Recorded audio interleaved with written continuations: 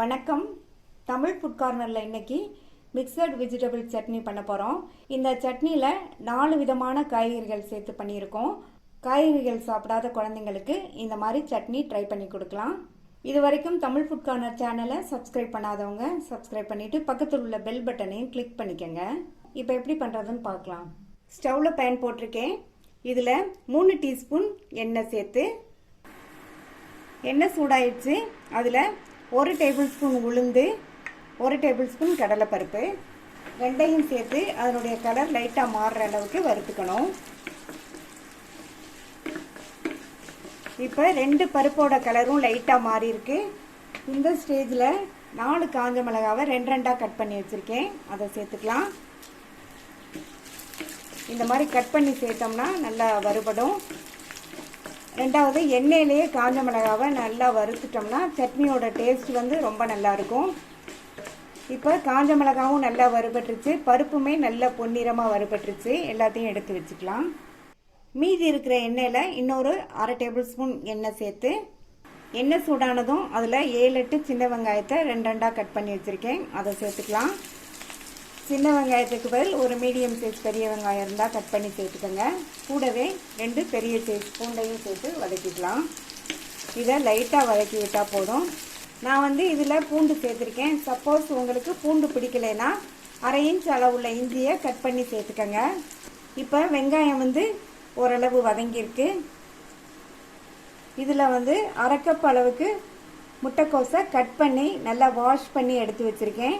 அடுத்து 1/2 கப் அளவுக்கு பீர்க்கங்காய், இதுவுமே தோல் சீவி கட் பண்ணது. அடுத்து ஒரு பாதி குடமிளகாய், பாதி சவ் சவ், எல்லாத்தையுமே நல்லா மெல்லிஸாக கட் பண்ணிக்கணும். இப்போ இது எல்லாத்தையுமே இதில் சேர்த்துடலாம்.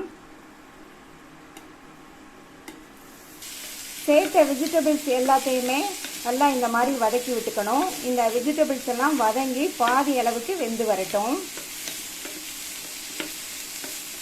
பொதுவாக முட்டைக்கோஸ், சவ் சவ், இந்த மாதிரி குடமிளகாய், பீர்க்கங்காய், இது எல்லாத்தையுமே நம்ம தனித்தனியாக சட்னி அரைப்போம். இப்போ எல்லா காய்களையுமே ஒன்றா சேர்த்து நம்ம சட்னி அரைக்கிறதுனால டிஃப்ரெண்ட்டான டேஸ்ட்டில் ரொம்ப சூப்பராக இருக்கும். அதே சமயம் ஹெல்த்தியாகவும் இருக்கும். சேர்த்த வெஜிடபிள்ஸ் எல்லாம் வதங்கி பாதி அளவுக்கு வெந்திருக்கு.